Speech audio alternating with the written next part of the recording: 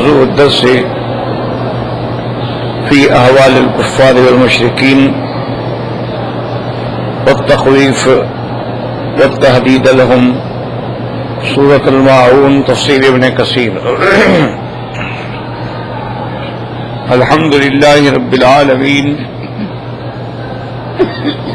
والصلاة والسلام على أشرف الأنبياء وسيد المرسلين سيدنا محمد وعلى آله وأصحابه أجمعين. اللهم صل على سيدنا محمد وعلى آل سيدنا محمد كما صليت على إبراهيم وعلى آل إبراهيم في العالمين إنك حميد مجيد. أعوذ بالله من الشيطان الرجيم. بسم الله الرحمن الرحيم. أرأيت الذي يكذب بالدين فذلك الذي يدع اليتيم ولا يحض على طعام المسكين فويل للمصلين الذين هم عن صلاتهم ساهون الذين هم يراءون ويمنعون الماعون. قال المؤلف والمفسر رحمه الله تعالى: أدام النفع بعلومه وعلومكم في الدارين آمين، إلى أن قال. وقال الطبراني: حدثنا يحيى بن عبد الله بن عبد ربه البغدادي قال حدثني أبي قال حدثنا عبد الوهاب بن عطاء يونس عن الحسن عن ابن عباس رضي الله عنهما عن النبي صلى الله عليه وسلم قال: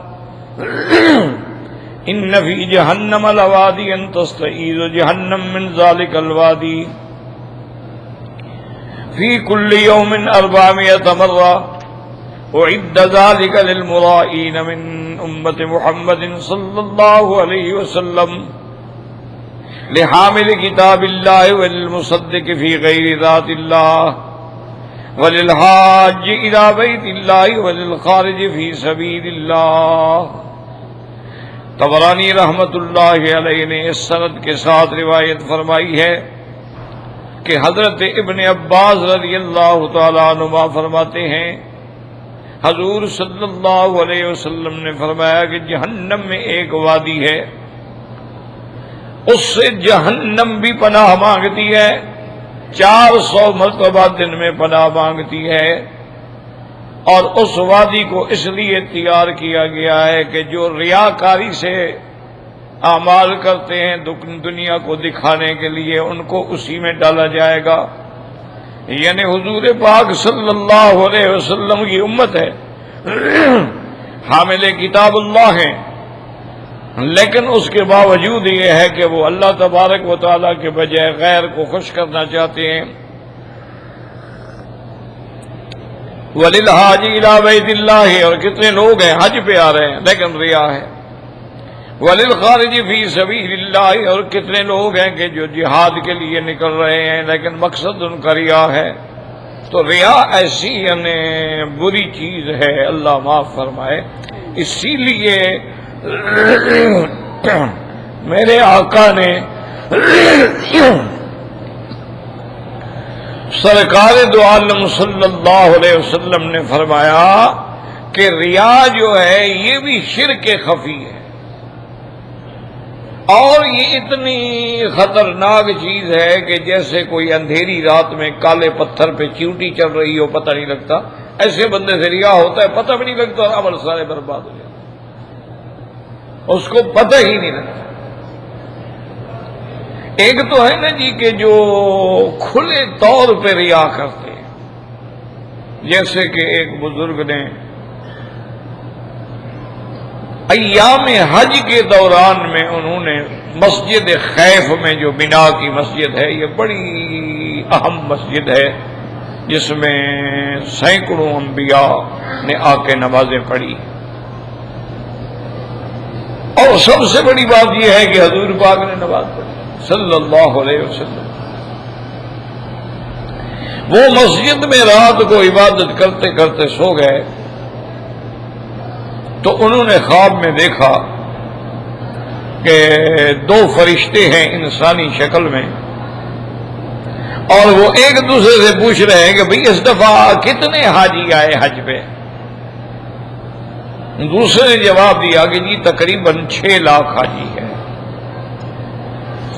تو پھر پہلے نے پوچھا کہ بھئی یہ بتاؤ کہ ان میں صحیح ماننے میں حاجی کتنے ہیں؟ یہ تو عدد ہے کہ 6 لاکھ آدمی آیا ہے، لیکن اصل صحیح حاجی ہے. انہوں نے کہا وہ صرف 6 آدمی ہیں. تو حضرت فرماتے ہیں مالک ابن دینار رحمت اللہ علیہ کے خوف کے مارے میری نیند کھل گئی، اور میں سارا دن روتا رہا کہ یا اللہ 6 لاکھ میں 6 بندے، پتہ نہیں میں کہاں ہوں، ان 6 میں ہوں یا ان میں ہوں جو مارے گئے. تو فرماتے ہیں کہ سارا دن میرا روتے ہوئے گزرا، اور میں دعائیں مانگتا رہا، استغفار کرتا رہا، روتا رہا. دوسری رات آ گئی، پھر میں سویا، پھر دیکھا تو پھر وہی فرشتے کھڑے. انہوں نے کہا ہاں بھائی پھر کیا معاملہ ہوا؟ انہوں نے کہا اللہ تبارک و تعالی نے یہ فیصلہ فرمایا ہے کہ وہ جو 6 آدمی جن کا حج قبول ہوا ہے نا، ان کی دعاؤں کی برکت سے 6 لاکھ کا قبول ہو گیا ہے. تو میرا عزیز بات یہ ہے کہ اسی طرح تو گاڑی چل جاتی ہے، ورنہ آدمی ریاض سے بچ جائے یہ بڑا مشکل مسئلہ ہے. اور حدیث ہے میرے آقا کی رحمت دو عالم صلی اللہ علیہ وسلم کی، آپ نے فرمایا کہ میری امت پہ ایک وقت آئے گا کہ قاری اور مولوی اور علم والے اس لیے حج کریں گے کہ شہرت ہوگا. جی فلاں مولوی صاحب نے 50 حج کیے تھے، فلاں مولوی صاحب نے جناب 70 حج کیا، وہ جناب اتنے دفعہ مدینہ منورہ میں حاضر ہوئے. اور فرمایا جو کاروباری لوگ ہیں وہ تجارت کے لیے حج کریں گے کہ وہاں سے کچھ مال لے آئے، یہاں بیچ دیا، یہاں سے لے گئے وہاں بیچ دیا، سودے کر لیے، بڑی بڑی پارٹیوں سے ملاقاتیں ہو گئی، ملاقات میں معاملات طے ہو گئے. اور فرمایا کہ میری امت کے جو غریب لوگ ہوں گے وہ بھیک مانگنے کے لیے حج کریں گے، آئیں گے حج پہ لیکن مقصد بھیک مانگنا. اور فرمایا کہ حج کرنے والے جو ہیں وہ بہت تھوڑے ہیں. اور آج یہ آپ کے بالکل سامنے ہے، یہ جو کچھ حضور نے فرمایا صدق رسول. یعنی آپ اندازہ کریں کہ یہ سامنے حرم شریف کے سامنے جو دار التوحید ہے، انٹرکانٹیننٹل ہے یا دار التوحید، نام تو دار التوحید ہے اس کا، تو خود اندازہ کریں بھی میرا اپنے دوست وہاں ٹھہرے ہوئے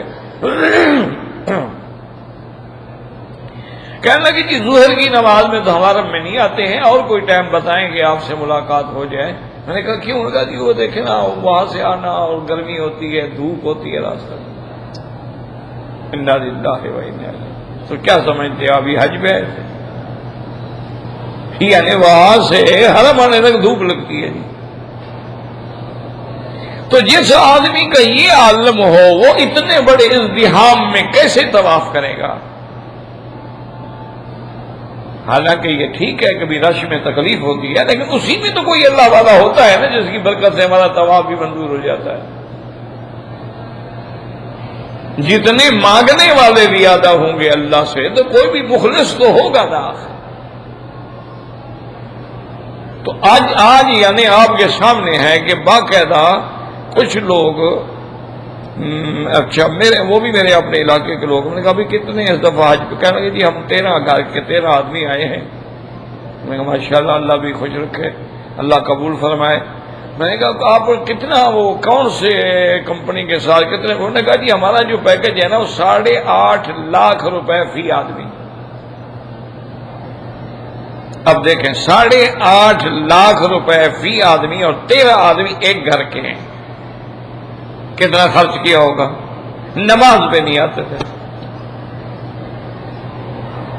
وہ جی وہاں مسجد ہے ہوٹل میں وہیں پڑھ لیتے ہیں، اور عورتوں کو تو جی اچھا شاپنگ کے لیے سارا مکہ پھرتے تھے، عورتیں بھی پھر رہی ہیں مرد بھی پھر رہے ہیں۔ تو آپ خود اندازہ کریں کہ اچھا آپ الحمدللہ آپ بھی حج پہ جاتے ہیں، ایمان سے کہیں کتنے لوگ ہیں جن کو عرفات میں بیٹھ کے آپ نے دعا مانگتے ہوئے، ذکر کرتے ہوئے، روتے ہوئے دیکھا تھا؟ کھانے میں لگے ہوئے ہیں، کوئی جوس پی رہا ہے، کوئی فروٹ کھا رہا ہے، کوئی کھانا کھا رہا ہے، کسی وقت ہاتھ بھی اٹھا لیا، کسی وقت لبیک اللہ لبیک بھی کہہ لیا۔ ورنہ جو اہل اللہ ہوتے ہیں، ایک اللہ کے ولی آئے، انہوں نے اپنے اس میں لکھا ہے کہ میں نے عرفات کے دن سارا دن صرف یہی دعا کی کہ یا اللہ میرے گناہوں کی وجہ سے عرفات میں جو لوگ آئے ان کو محروم نہ کر دینا، کیونکہ میں گنہگار بندہ ہوں، میں برا آدمی ہوں، میری وجہ سے باقی نہ مارے جائیں، صرف یہی دعا مانگ۔ یعنی اتنا ڈر ہے، اتنا خوف ہے، ورنہ تو ہر آدمی جو ہے جی وہ ماشاءاللہ اس کے دل کے اندر، اسی لیے تو اللہ والے امتحان لیتے تھے نا جی۔ وہ کسی نے لکھا ہے واقعہ کہ ایک بزرگ کی خدمت میں ان کے بڑے ماشاءاللہ خلفاء تھے، لیکن ایک نوجوان آیا، اس کو تھوڑا عرصہ گزرا لیکن وہ حضرت کی نظر میں سب سے زیادہ محبوب بن گیا، اس کو حضرت زیادہ توجہ دیتے تھے۔ اب باقی جو تھے ان کے دل میں حسد پیدا ہو گیا۔ اب اللہ والوں کے دل میں حسد کا کیا معنی بھائی شیخ کی مرضی ہے، اس کی کسی طالب پر زیادہ توجہ ہو گئی ہے، ٹھیک ہو جا ہوگی۔ انہوں نے کہا عجیب آدمی، ہم سالہ سال سے حضرت کی خدمت میں پڑے ہیں اور یہ ابھی آیا ہے، اور حضرت کی توجہ ہر وقت اسی کی طرف ہوتی ہے۔ حضرت سمجھتے تھے۔ تو ایک دن آپ نے یہ کیا، وہ 7-8 آدمی تھے، اتنے کبوتر منگوائے اور چڑیاں منگوائی، اور ہر اپنے خلیفے کو بلایا کہ بھائی دیکھو یہ کبوتر ہے، یہ چڑی، یہ لے جاؤ اور اس کو ایسی جگہ ذبح کرنا ہے جہاں کسی کی نظر نہ پڑے، پھر ذبح کر کے لے آؤ۔ سب کو دیا، اس کو بھی دیا، وہ جو نوجوان آیا ہوا تھا۔ 2-3 گھنٹے کے بعد سارے واپس آ گئے ماشاءاللہ کبوتر ذبح کر کے۔ وہ جو تھا نا اس نے ذبح نہیں کیا، وہ کبوتر زندہ کا زندہ پنجرے میں لے کے کھڑا ہے۔ آپ نے باقی حضرات سے پوچھا بھی آپ نے ذبح کر لی؟ انہوں نے کہا ہاں جی بالکل، ہم ایسی خفیہ جگہ پہ گئے ہیں، کسی کی نظر نہیں پڑی اور ہم نے ذبح کر لی ہے۔ فرمایا بیٹا تم نے کیوں نہیں ذبح کیا؟ انہوں نے کہا جی اللہ کی نظر تو ہر جگہ پڑتی ہے، میں کہاں ذبح کرتا۔ آپ نے فرمایا جہاں کسی کی نظر نہ پڑے وہ تو کوئی جگہ ہی نہیں دنیا میں، اللہ کی ذات تو ہر جگہ حاضر ناظر ہے، وَهُوَ مَعَكُمْ أَيْنَمَا كُنتُمْ، وہ تو تمہاری ساتھ ہے چاہے تم جہاں ہو۔ تو میں پھر کیسے ذبح کرتا؟ تو آپ نے ان کو بلایا، فرمایا دیکھا یہ حقدار ہے میری خلافت کا یا تم ہو؟ تم نے تو مسئلہ ہی نہیں سمجھا کہ یہاں کسی کی نظر نہ پڑے۔ تو اس لیے ہمیشہ یاد رکھیں کہ اولیاء اللہ جو تھے، علماء جو تھے، وہ ریا سے بچتے تھے کہ ریا اتنی بڑی بیماری ہے، اتنی بری بلا ہے کہ ایک جہنم کی وادی ہے اس کے لیے، ریا والوں کے لیے، اور اس وادی سے جہنم پناہ مانگتی، خود اندازہ کریں جی۔ یعنی ایک وادی ہے وہ بھی آگ ہے، لیکن اس سے جہنم بھی 400 مرتبہ روزانہ پناہ مانگتی ہے۔ اور یہ بات بھی سمجھ لیں کہ اللہ تبارک و تعالیٰ چاہے جہنم ہو، اس کے اندر بھی عقل پیدا کر سکتے ہیں، شعور پیدا کر سکتے ہیں، سمجھ پیدا کر سکتے ہیں۔ اس لیے قرآن پاک میں آتا ہے کہ جب کافروں کو لایا جائے گا تکاد تمیز من الغیظ، ایسے ہوگا کہ جیسے جہنم جو ہے غصے میں پھٹ پڑے گا۔ اور اسی طرح قرآن پاک میں آتا ہے کہ جب جہنم میں کفار کو ڈالا جائے گا تو جہنم کہے گی حل من مزید، اور ہے تو ڈالو، اور ہے تو ڈالو۔ تو اللہ اس کو بولنے کی بھی طاقت دے دیں گے، اللہ اس کو ادراک بھی دے دیں، اللہ اس کو سمجھ بھی دے دیں، حتیٰ کہ حضور پاک صلی اللہ علیہ وسلم نے فرمایا حتیٰ یضع قدمہ تبارک و تعالی، آخر میں اللہ تبارک و تعالی اپنا قدم مبارک رکھیں گے جہنم کے اوپر، تو جہنم کہے گی قط قط، بس اب میں برداشت نہیں کر سکتی۔ تو جہنم ایک ایسی بلا ہے، یہ نہ سمجھیں او جی جہنم کیسے پناہ مانگتی ہے۔ اللہ کے بندے، اللہ تبارک و تعالی پانی کے اندر بھی عقل پیدا کر دیتے ہیں کہ موسیٰ علیہ السلام گزرے تو گزرنے دو، فرعون گزرے تو پکڑ لو، تو پانی ہے نا، لیکن کیسے اس کو اللہ نے یہ عقل عطا فرما دیا ہے۔ اللہ چاہیں تو آگ کے اندر بھی پیدا کر دے کہ جب سیدنا ابراہیم الخلیل علیہ السلام کو آگ میں ڈالا گیا، اللہ فرماتے ہیں قلنا یا نار کونی بردن وسلاما علی ابراہیم، آگ ٹھنڈی ہو جا، اور اتنا ٹھنڈی بھی نہ ہو کہ ابراہیم کو سردی لگے، معتدل ہو جا۔ لیکن صرف ابراہیم علیہ السلام پہ تو آگ نے وہ آرڈر، اللہ کا حکم سمجھ لیا کہ نہیں سمجھا، اس پہ عمل کیا کہ نہیں کیا، کہ جب حضرت ابراہیم آگ میں پہنچے ہیں تو وہ جنت کا باغ بن چکی ہے، اور وہیں آپ کے لیے جنت کے کھانے پہنچ رہے ہیں۔ اس لیے حضرت ابراہیم علیہ السلام سے پوچھا گیا کہ آپ کے ساری زندگی میں سب سے بہتر دن کون سے ہیں؟ آپ نے فرمایا میرے لیے سب سے بہتر دن وہ تھے جو میں نے آگ کے اندر گزارے تھے۔ تو یہ معراج تھا ابراہیم الخلیل۔ اللہ تبارک و تعالیٰ چاہتے ہیں تو کسی کو معراج آگ میں کرا دیتے ہیں، اللہ تعالیٰ چاہتے ہیں تو کسی کو معراج جو ہے وہ طور پہ کرا دیتے ہیں، اور اللہ تبارک و تعالیٰ چاہیں تو میرے بندی کا معراج جو ہے وہ آسمانوں پہ ہے کہ جہاں 7 آسمانوں سے بھی حضور گزر گیا، سدرۃ المنتہا سے بھی گزر گئے۔ تو یہ مقامات ہوتے ہیں، اس لیے یہ باتیں پڑھ کے شکوک دل میں پیدا نہ کیا کریں گے جی آگ کیسے پناہ مانگتی ہے۔ آگ بھی تو ایک مخلوق ہے نا، اللہ نے پیدا کی ہے نا، وہ بھی تو مخلوق ہے نا، اس کو بھی تو اللہ نے پیدا کیا، پانی کو اللہ نے پیدا کیا، ہواؤں کو اللہ تبارک و تعالیٰ نے پیدا فرمایا ہے۔ جب اللہ پاک نے قوم عاد پہ ہوا بھیجی ہے، قوم عاد کو تباہ و ہلاک کر دیا، حضرت ہود اپنے ساتھیوں کے ساتھ کھڑے ہیں، ان کو ہوا لگ دی ایسے جیسے ٹھنڈی ہوا لگ رہی ہے، جیسے نسیم صبا چل رہی ہے، یعنی قوم ہلاک ہو گئی، ان کو تدمر کل شیء بامر ربھا، کوئی چیز نہیں بچائی اس ہوا نے کہ اس نے قوم عاد کی ہر چیز کو ختم کر دیا، لیکن پیغمبر کھڑے رہے، ان کو ہوا نے کوئی نقصان نہیں دیا۔ تو اس لیے ہمیشہ یاد رکھا کریں اللہ تعالیٰ قادر ہیں، وہ جس چیز میں چاہیں عقل پیدا کر دیں، وہ جس چیز میں چاہیں زبان پیدا کر دیں، وہ جس چیز میں چاہے شعور و ادراک پیدا کر دیں۔ اس لیے قیامت والے دن جب کافر انکار کریں گے کہ یا اللہ ہمارے اوپر جو گواہ ہیں وہ فرشتے ہیں، ہم نے دیکھے بھی نہیں ہے کہ وہ کہاں ہیں، تو ایسے گواہوں کی گواہی پہ ہمیں سزا دینا چاہتے ہیں آپ، کوئی گواہ ہماری جنس سے، تو اللہ حکم دیں گے الیوم نختم علی افواہہم وتکلمنا ایدیہم وتشہد ارجلہم بما کانوا یکسبون۔ اللہ حکم دیں گے ملائکہ اس کی زبانوں پہ مہر لگا دو، اور اللہ حکم دیں گے ہاتھوں کو کہ بولو، ہاتھ بولیں گے، پاؤں کو حکم دیں گے، پاؤں بولیں گے، یہ ران کو حکم دیں گے، یہ ران کا ٹکڑا گوشت کا بولے گا، چمڑے کو حکم دیں گے، چمڑے بولیں گے۔ اب پھر زبان سے جب وہ پٹی ہٹائی جائے گی تو چیخ پڑیں گے، وہ کہیں گے تم ہمارے خلاف ہو گئے۔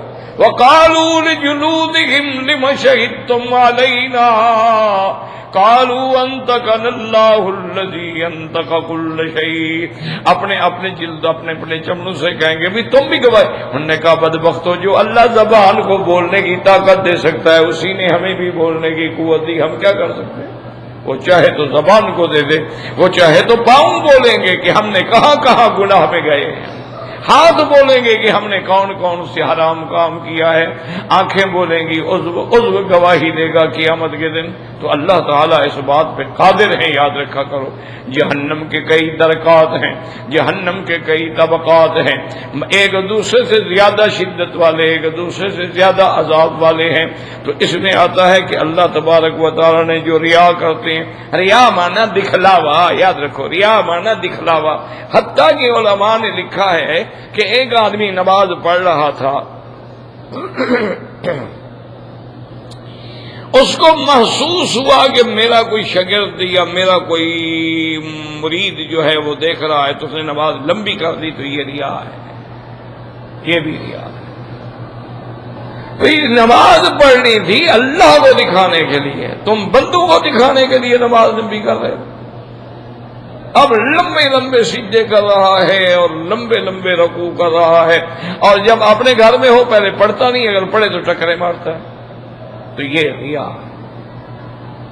اسی طرح بعض لوگ کہتے ہیں کہ جی ماشاءاللہ خیرات کر رہے ہیں، لیکن نیت یہ ہوتی ہے کہ لوگ کہیں کہ یہ بڑا سخی ہے۔ دیکھو جی روزانہ کتنا خیرات کر رہا ہے، کتنے آدمیوں کو افطار کرا رہے ہیں، اور جی ان کا ماشاءاللہ روزانہ لنگر چل رہا ہے، جی مدینہ منورہ میں روزانہ لوگوں کو افطار کرایا جاتا ہے، سارا کاروبار بینکوں سے ہے۔ میں ذاتی طور پر بھی جانوں کہ سارے کاروبار جو ہیں وہ سودی ہیں۔ بھائی یہ لا شک کا وعدہ لکھ کے بینک میں کرنٹ اکاؤنٹ میں پیسے رکھنے جائز ہیں مجبوراً، کبھی ہم گھر رکھ نہیں سکتے، ڈاکو لوٹ لیں گے، ورنہ تو چاہے کرنٹ اکاؤنٹ ہو یا سیونگ اکاؤنٹ ہو، بینک کی مدد تو ہو رہی ہے نا۔ آپ نے مثلاً 1 کروڑ روپیہ رکھا ہوا ہے کرنٹ اکاؤنٹ میں، بینک اس کو وہ تو روزانہ یوز کرتا ہے، استعمال کرتا ہے، اس سے فائدہ اٹھاتا ہے، رکھا ہوا تھوڑا ہے۔ تو وَلَا تَعَاوَنُوا عَلَى الْإِثْمِ وَالْعُدْوَانِ، گناہ کے کام میں مدد نہ کرو تو مدد تو کرو ہے۔ اس لیے جو صحیح ماننے میں متقی اور پرہیزگار لوگ ہوتے ہیں وہ کرنٹ اکاؤنٹ میں بھی کبھی نہیں رکھتے کہ بھی ہم معاونت تو کر رہے ہیں نا، بینکی ہمارے پیسے سے وہ حرام کما رہا ہے، ہمارے پیسے کو وہ سود میں استعمال کر رہا ہے۔ اچھا ان کے ہاں تو نعوذ باللہ اتنے پیکج ہوتے ہیں کہ سالوں کا بھی سود ہوتا ہے، مہینوں کا بھی ہوتا ہے، دنوں کا بھی ہوتا ہے، گھنٹوں کا بھی ہوتا ہے۔ اسی لیے آپ دیکھیں آپ جاتے ہیں وہ کہتے ہیں جی 12 بجے کے بعد آپ کو چیک نہیں ملے گا، آپ پیسے جمع کرا سکتے ہیں، نکال نہیں سکتے، 12 سے پہلے آ کے چیک لیں۔ وجہ کیا ہوتی ہے کہ 12 بجے کے بعد وہ اگلی صبح 7 بجے تک جب بینک کھلے گا وہ سود پہ دے دیتے ہیں پیسہ جتنا پڑا ہوا، ان کا بزنس ہے، طریقہ کار ہے۔ یہی تو وجہ ہو گئی ہے نا کہ امیر امیر تر ہوتا جا رہا ہے اور غریب غریب تر ہوتا جا رہا ہے۔ تو اس لیے ہمیشہ یاد رکھیں کہ ریا ایک ایسی بلا ہے، اور یعنی جس کو حضور نے فرمایا شرک ہے۔ کیوں شرک کیوں ہو گیا بھائی؟ ہم نماز پڑھ رہے ہیں کس کے لیے؟ اللہ کے لیے۔ جب غیر کی نیت آ گئی تو شرک ہو گیا نا کہ اللہ کے بجائے اس کو ہم دکھا رہے ہیں۔ اسی لیے شرک ہے، بات کو سمجھیں کہ ریا جو ہے یہ شرک خفی ہے، یہ اس لیے کہ بھئی عبادت ہے خالص اللہ کے لیے، اس کے دل میں آ گیا کہ یہ لوگ مجھے اچھا سمجھیں تو ریا ہو گیا۔ واعظ ہے، مقرر ہے، خطیب ہے، تقریر کر رہا ہے کہ جی لوگ ماشاءاللہ جی آج میرا جلسہ، اچھا بعض مولویوں کو مصیبت پڑ گئی ہے، بعد میں پوچھتے کیسے آج میری تقریر ہوئی، دیکھا کیسے لوگ بھڑک رہے تھے، سارا کیا کرایا ختم۔ ایک بزرگ کو دعوت دی گئی اور وہ جب تشریف لائے اسٹیج پر تو لوگوں نے جیسے عادت ہے ہمارے یہاں زندہ باد اور زندہ باد کے نعرے لگائے، وہ بیٹھے، انہوں نے کہا دعا کریں گے، دعا کی اٹھ کے چلے گئے۔ انہوں نے فرمایا بھی جو اجر مجھے اللہ نے دینا تھا وہ تو تم لوگوں نے مجھے زندہ باد کے نعرے لگا کے دے دیا ہے، تو خام خواہ اپنا دماغ خراب کروں 2 گھنٹے میں تقریر کروں، سیلا تو مجھے مل گیا دنیا میں۔ اسی لیے قیامت والے دن اللہ بلائیں گے، عالم ہے، مولوی ہے، قاری ہے، بلائیں گے، ہاں کیا کیا؟ یا اللہ میں نے تیرا قرآن پڑھایا، میں نے درس دیا، میں نے تبلیغ کیا۔ اللہ فرمائے اس لیے کہ لوگ تجھے مولوی سمجھیں، لوگ سمجھیں گے ماشاءاللہ جی یہ بڑا خطیب ہے، جی اس کی زبان میں بڑا اثر ہے، اور جی پوری دنیا میں اس کی آواز پہنچ گئی ہے۔ تو تمہیں سیلا مل چکا ہے، میرے پاس کچھ نہیں، حکم دیں گے لے جاؤ جہنم میں۔ سب سے پہلے ان سے پوچھا جائے گا میں نے جو تمہیں علم دیا، میں نے تمہیں قرآن دیا، میں نے تمہیں تفصیل دی، میں نے تمہیں قوت گویائی دی، بولنے کی طاقت دی، میں تیری زبان ہی بند کر دیتا تو کیا کرتا؟ تو تم نے کیا؟ یا اللہ میں نے تو گلی گلی تیرا دین پہنچایا۔ فرمایا اس لیے کہ لوگ کہیں ماشاءاللہ مولوی ہے، لوگ کہیں قاری ہے، لوگ کہیں حاجی ہے، اور لوگوں نے تمہیں کہہ دیا ہے، وہ تمہیں بدلہ مل گیا، میرے پاس بدلہ نہیں ہے، جاؤ جہنم۔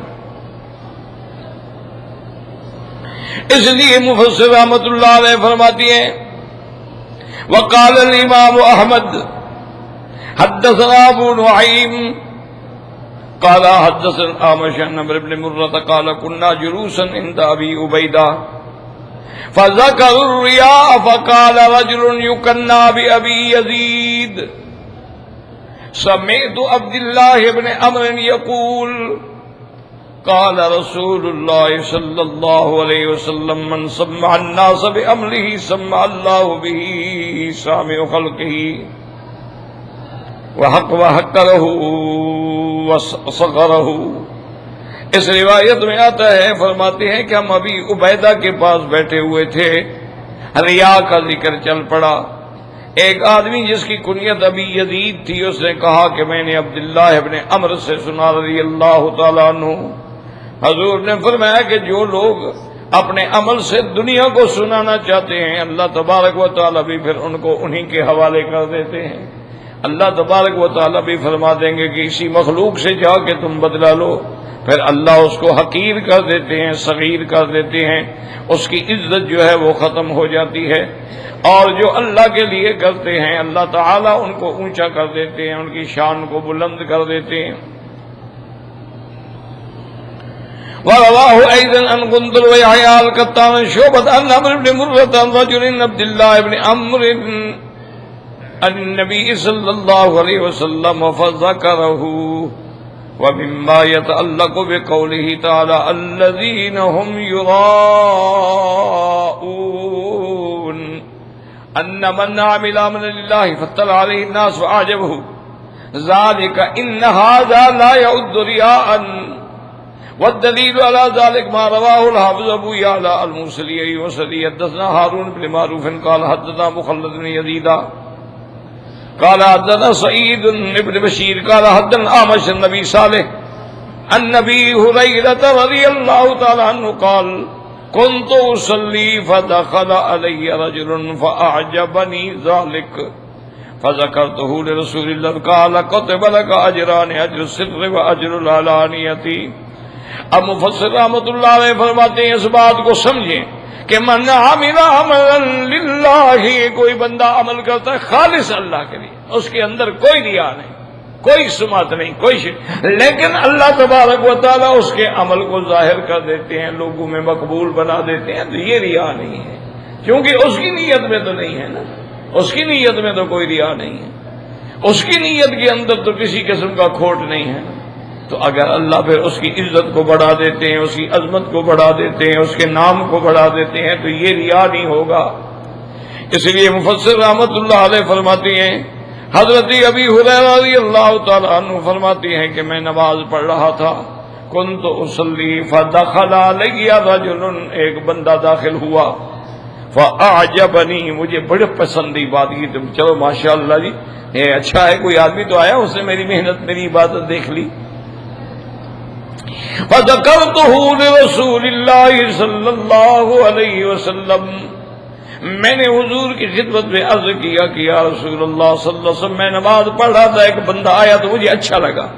آپ نے فرمایا کوئی بات نہیں، اللہ تم کو 2 اجر دیں گے، ایک اجر تو دیں گے کہ تم چپکے سے سر میں اسرار میں عبادت کر رہے تھے، اور دوسرا اجر دیں گے کہ کسی بندے نے دیکھ بھی لیا تو تیرے اس اجر کو اللہ نے ظاہر بھی فرما دیا۔ تو یہ ریا نہیں ہوتا ہے، تم اگر عمل اللہ کے لیے کرتے ہو، لیکن لازمی بات ہے نا، دیکھو نا آخر ہم نماز پڑھنے آتے ہیں تو کوئی نہ کوئی دیکھے گا تو صحیح نا، ورنہ تو جماعت کا حکم ہی نہ ہوتا۔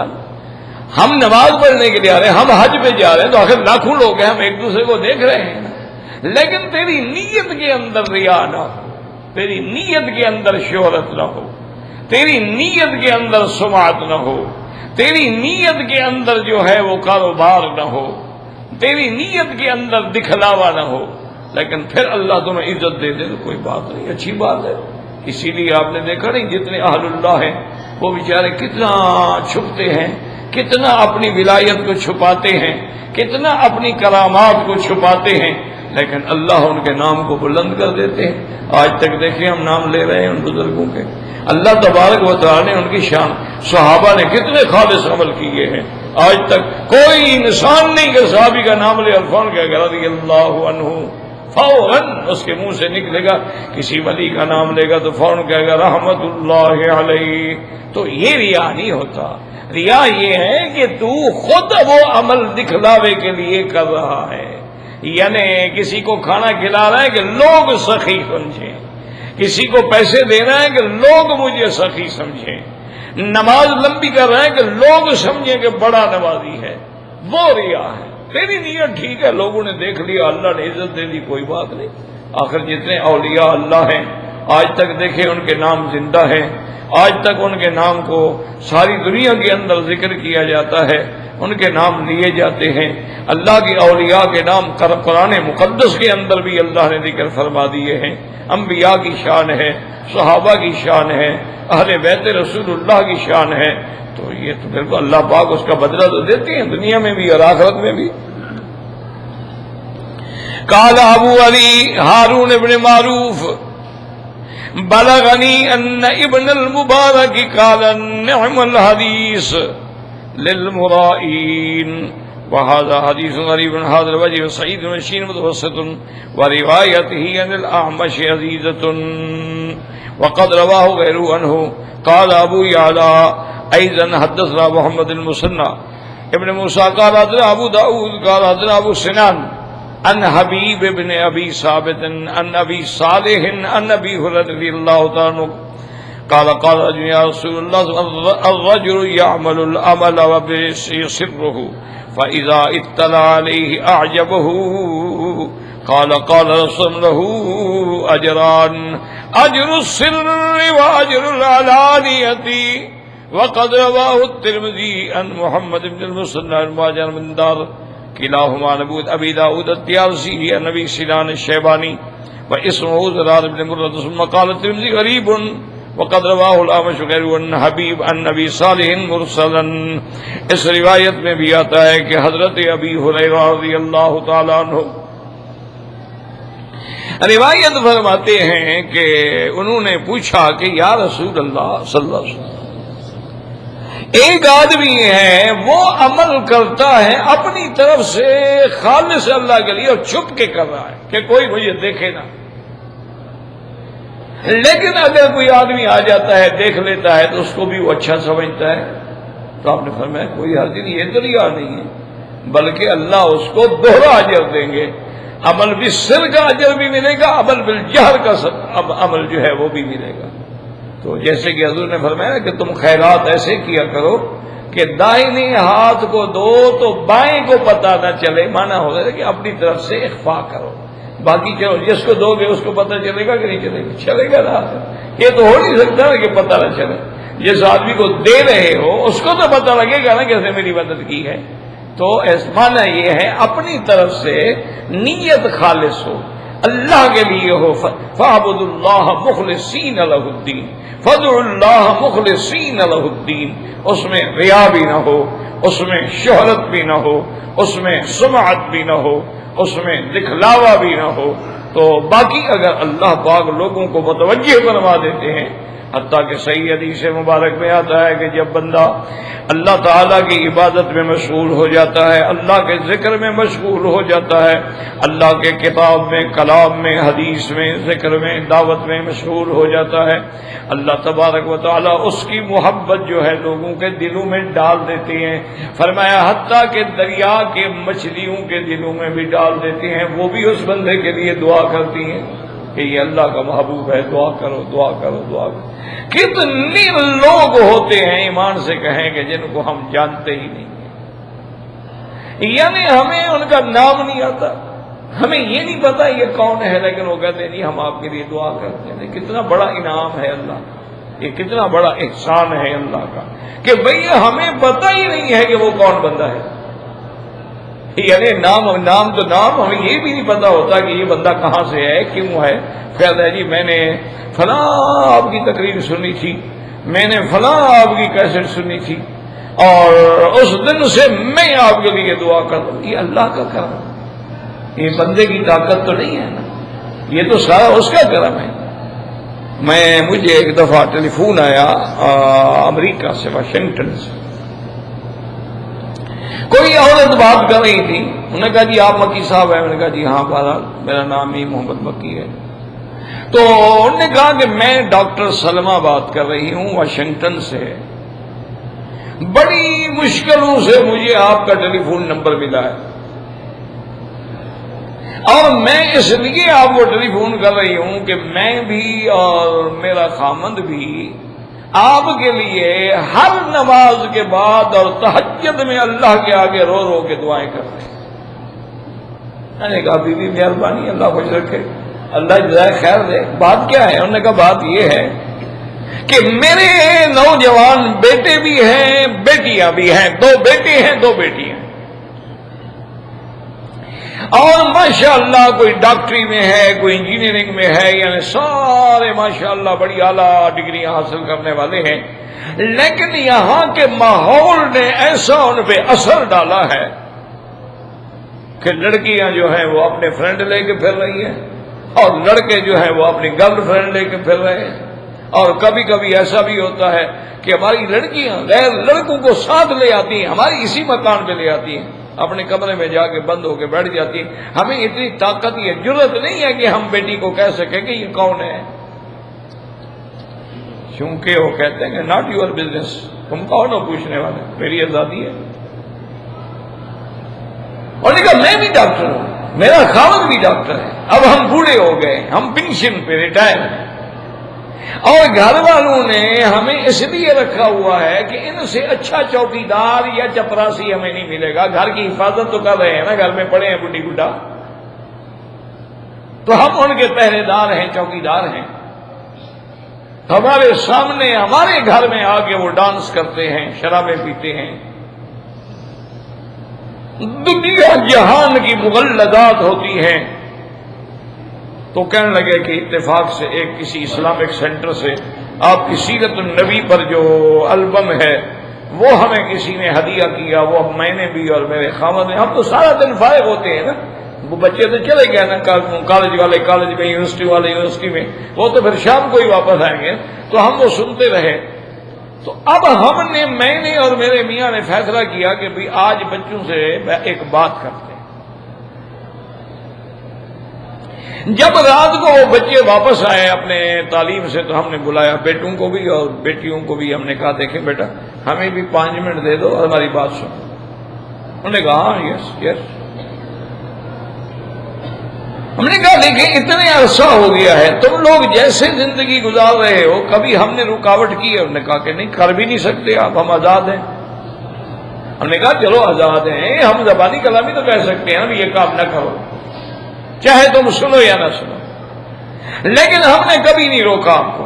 اب صرف ہماری درخواست یہ ہے کہ یہ ایک سی ڈی ہے، کسی نے سیرت النبی پر بیان اپنا ریکارڈ کیا ہے، ہم صرف آپ سے یہ چاہتے ہیں کہ یہ سن لیں، عمل کریں، تمہاری مرضی، نہ کرو تمہاری مرضی، سننے کا وعدہ کرو. نے کہا دیکھو ساری رات تمہارے گھروں میں میوزک بجاتے ہو، ڈسکو ہوتا ہے، ڈانس ہوتے ہیں، ہم بھی تو برداشت کر رہے ہیں لیکن تم بھی برداشت کرو. انہوں نے کہا جی اچھا ڈیڈی یہ ہمارا وعدہ ہے کہ ہم سنیں.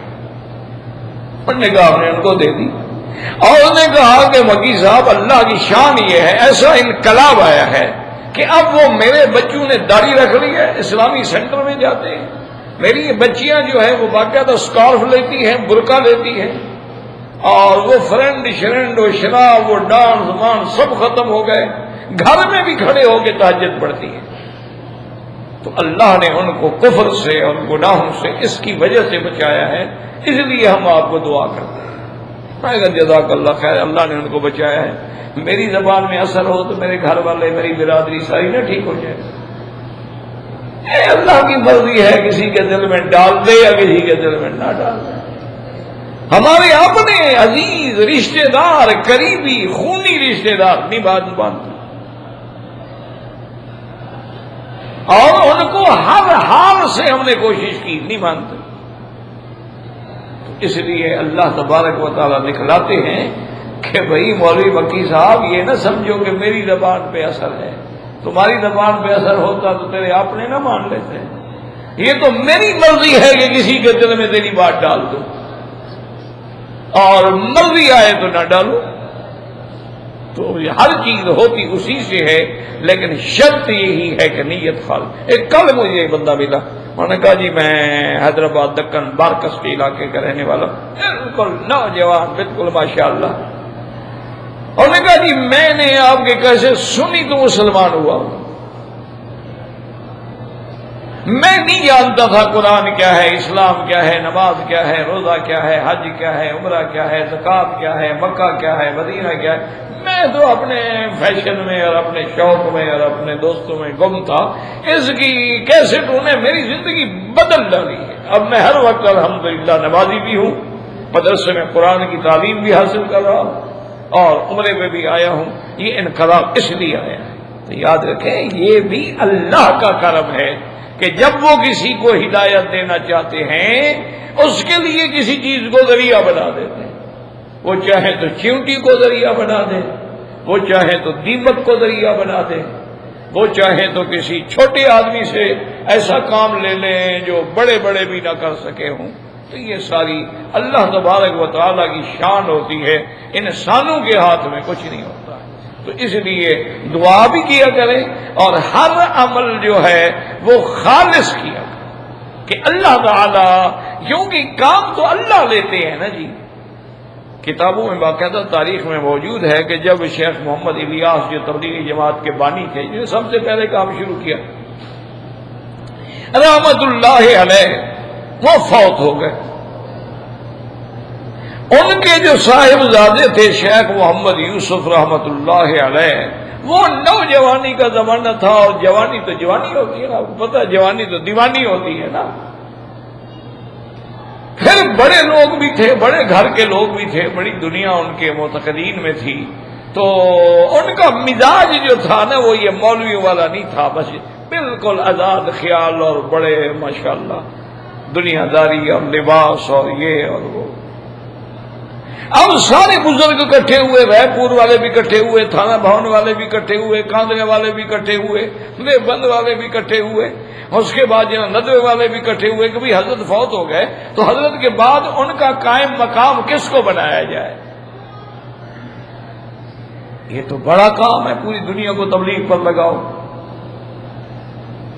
تو سارے بزرگ مشورہ کرتے رہے، تو آخر میں حضرت مدنی رحمت اللہ علیہ نے کہا کہ میں آپ سب سے چھوٹا ہوں، لیکن میری درخواست یہ ہے کہ آپ کا بیٹا جو ہے محمد یوسف اسی کو بنے۔ نے کہا وہ تو آزاد خیال نوجوان ہے، اس کا تو ادھر خیال ہی نہیں۔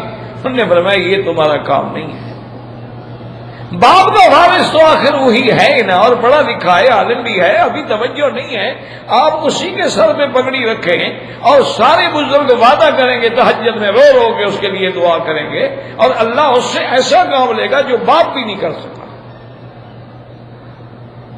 اور یقین کریں کہ پھر مولانا یوسف نے جو کام کیا مولانا الیاس نہیں کر سکے، رحمت اللہ علیہم اجمعین۔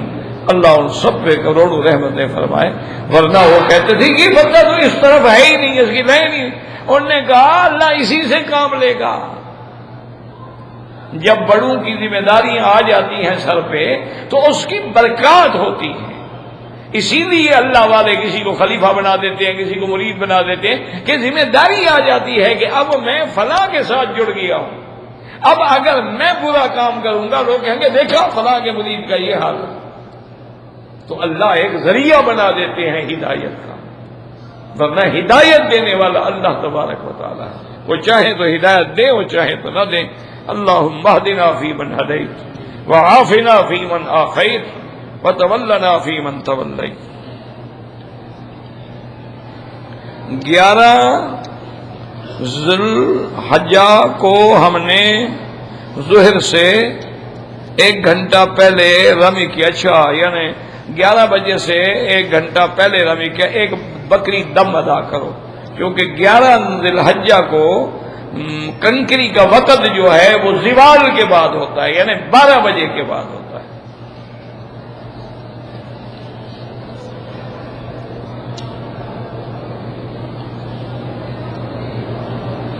یہ کوئی بات نہیں کہ میرا عمل قابل نہیں ہے تو اپنے سارے بندوں کے اعمال کی برکت، یہ کہنا کوئی حرج نہیں۔ باقی واسطہ جو ہے وہ اعمال صالحہ کا واسطہ ہے، بندوں کا واسطہ نہیں ہے۔ وہ جو غار میں تھے انہوں نے اپنا عمل پیش کیا کہ یہ عمل میں نے تیری رضا کے لیے کیا ہے، تو غار کا راستہ کھل گیا۔ تو اعمال صالحہ سے وسیلہ پکڑنا تو کوئی بنا نہیں۔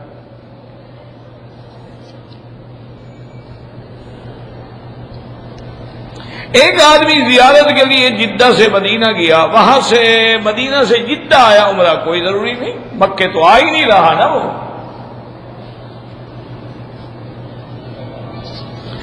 معراج کا جو واقعہ ہے ذرا تفصیل سے بتائیے، چھوٹا سا واقعہ ہے، میں ابھی تفصیل سے بتا دوں گا 1 منٹ میں۔ تو عجیب بات ہے، تم خود اٹھا کے کوئی تفصیل پڑھ لو، کوئی کتاب معراج کی اٹھا کے پڑھ لو۔ باقی اللہ نے قرآن میں جگہ معین نہیں کی، فرمایا من المسجد الحرام الی المسجد الاقصی، اور نہ حدیث مبارک میں کوئی تعین ہے۔ یہ تو لوگوں نے بنا رکھا نا کہ یہ ستون ہے، یہاں سے حضور گئے تھے، یہ تو غلط بات ہے۔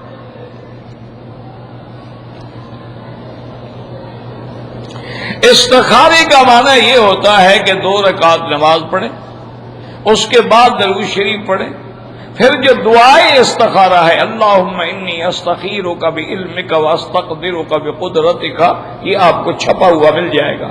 وہ دعا 3 دفعہ پڑھیں، اس میں لفظ آئے گا ان ھذا الامر، تو وہاں اپنے کام کا نام لگے، یا اللہ میرے لیے یہ کام ٹھیک ہے یا نہیں ہے۔ تو 3 دفعہ دعا مانگ کے چھوڑ دیں، بس۔ ضروری نہیں ہے کہ تمہیں خواب آئے گا یا خواب دیکھو گے، یہ کوئی ضروری نہیں۔ بات یہ ہے کہ 1 دن استخارہ کرو، 2 دن کرو، 3 دن کرو، پھر جو اللہ کو منظور ہے اس کے اسباب بننے پیدا شروع ہو جائیں گے، یعنی اللہ کو وہ کام ہونا منظور ہے تو سبب بننا شروع ہو جائے۔ ضروری نہیں ہوتا کہ خواب نظر آئے، خواب کا کوئی تعلق نہیں استخارے سے۔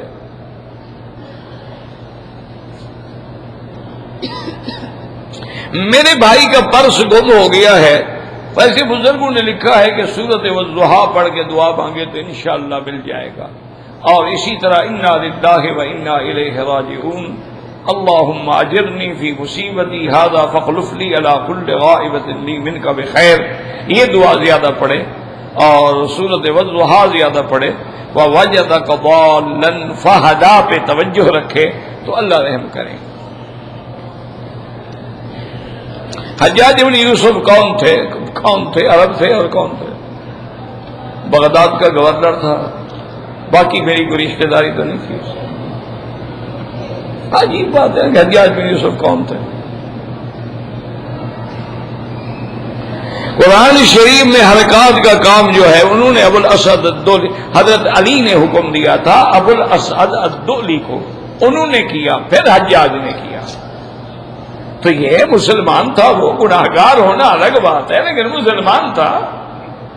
یہ تو نہیں ہے نا کہ حجاج مسلمان نہیں تھا، وہ بہت بڑا ظالم تھا، یعنی جس نے عبداللہ بن زبیر کو نعوذ باللہ پھانسی پہ چڑھایا، جس نے اللہ کے کعبے پر نعوذ باللہ من جنیکوں سے آگ لگائی، اللہ کے کعبے کا غلاف جل گیا، دیواریں گر گئیں، اور جب وہ مرا ہے نا تو 30,000 آدمی جیل میں پڑا تھا جن کا ریکارڈ ہی کوئی نہیں تھا۔ اس کی لغت میں رحم تو تھا ہی نہیں نا، وہ اتنا بڑا شدید آدمی تھا، لیکن بڑے بڑے کام بھی کیے ہیں اس نے۔ یہ آپ کا سارا علاقہ جو سندھ کا مسلمان ہوا ہے یہ حجاج نے تو کیا ہے۔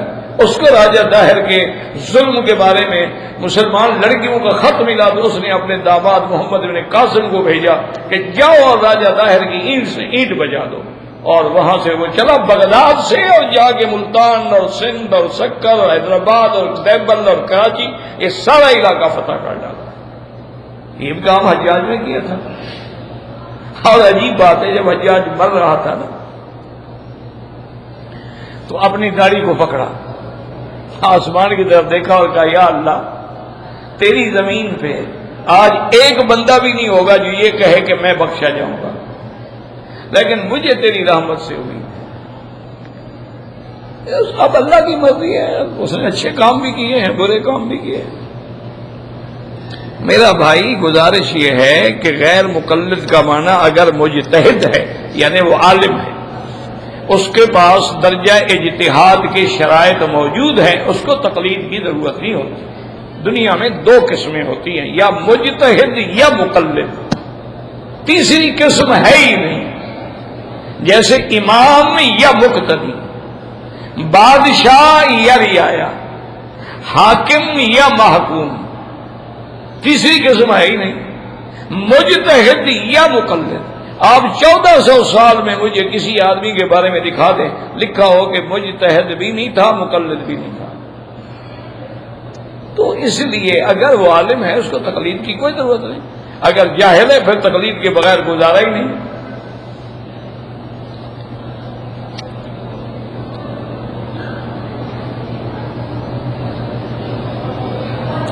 ہمیں کسی بھائی کے پیسے ملے تو اس کو واپس کرو، یہ کیا بات ہے؟ جب ملے واپس کرو، اس کا حق ہے۔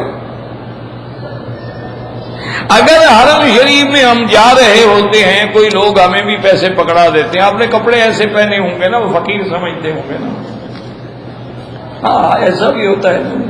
میرا اپنے دوست فوت ہو گیا، اللہ مغفرت فرمائے، وہ کروڑوں پتی نہیں ارب پتی تھے، لیکن لباس ایسا پہنتے تھے کہ بھئی طواف میں کبھی کبھی لوگ ان کو کوئی پیسے بھی پکڑا دیتے تھے۔ ساری زندگی بیچارے نے پجامے اور کرتے میں گزار دی۔ انا للہ و انا الیہ راجعون۔ اللہ مغفرت فرمائے، بہت اچھے آدمی تھے، بڑا صالح آدمی، لیکن بس بخل، اپنی جان پہ بھی خرچ نہیں کیا۔ ایک ہی لباس میں نے دیکھا، پتہ نہیں، میں نے کہا روز وہی دھو کے پہن لیتا ہے یا سارے اسی قسم کے کپڑے اسے رکھے ہوئے ہیں، ایک پجامہ، ایک کرتا اور کندھے پہ رومال، اور رومال بھی انشاءاللہ وہ 5 ریال والا ہو، 100-200 ریال والا رومال نہیں۔ کئی دفعہ ہم کہتے تھے بس میں سادہ رہنا چاہوں گا، ٹھیک ہے جناب، انشاءاللہ آپ کی دولت آپ کے بیٹے ہی کھائیں گے، فکر نہ کرو۔ میرا اپنی بیوی سے جھگڑا ہو جاتا ہے تو اور جو کوئی نہ ہو تو کسی سے جھگڑا کرنا ہے نا، بیوی سے جھگڑا ہو جاتا ہے، کیوں ہو جاتا ہے جناب؟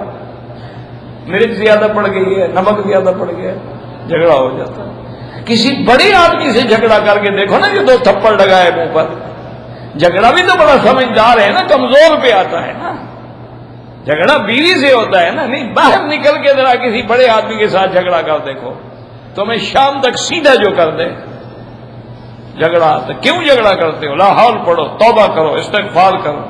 بیویاں تمہارے ہاتھ میں اللہ نے قیدی بنائی ہیں اس لیے کہ ظلم ہو ان پر۔ اوان بین ایدیکم،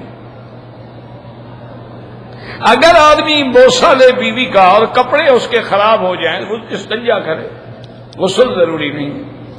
اگر ایسے کمزور ہو تو بوسہ نہ لیا کرو بھائی، اب کیا کرے آدمی، اپنے وضو خراب کرتے رہو، کپڑا بھی دھونا پڑے گا، وضو بھی کرنا پڑے گا۔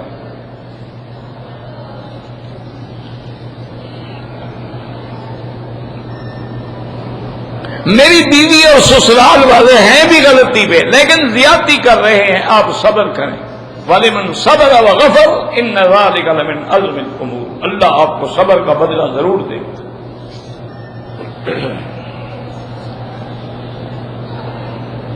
میں نماز تو پڑھتا ہوں لیکن میری نماز میں وہ خشوع اور خضوع پیدا نہیں ہوتا۔ ہمیں نماز پڑھنے کا حکم ہے، خشوع خضوع کا نہیں ہے۔ ہمیں حکم ہے کہ ہم نماز پڑھیں، بس نماز کی برکت سے انشاءاللہ ایک دن خشوع و خضوع بھی پیدا ہو جائے گا۔ تم پڑھتے رہو، چھوڑو نہیں بس۔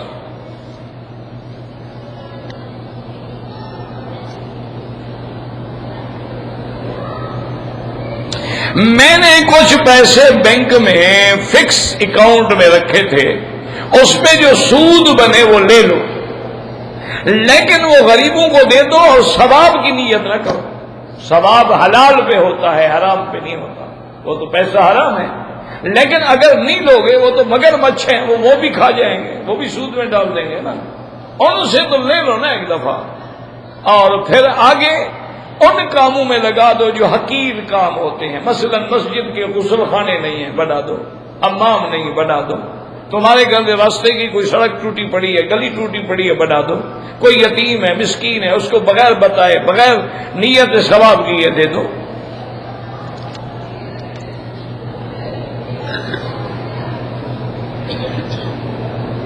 مسٹر ذاکر نائک کی تقریر سن کر لوگ مسلمان ہو رہے ہیں، اچھی بات ہے، اچھی بات ہے. اگر لوگ مسلمان ہو رہے ہیں تو خوشی کی بات ہے، ہونا چاہیے. بھائی جو آدمی کوئی دین کا کام کر رہا ہے اعتراض نہ کرو.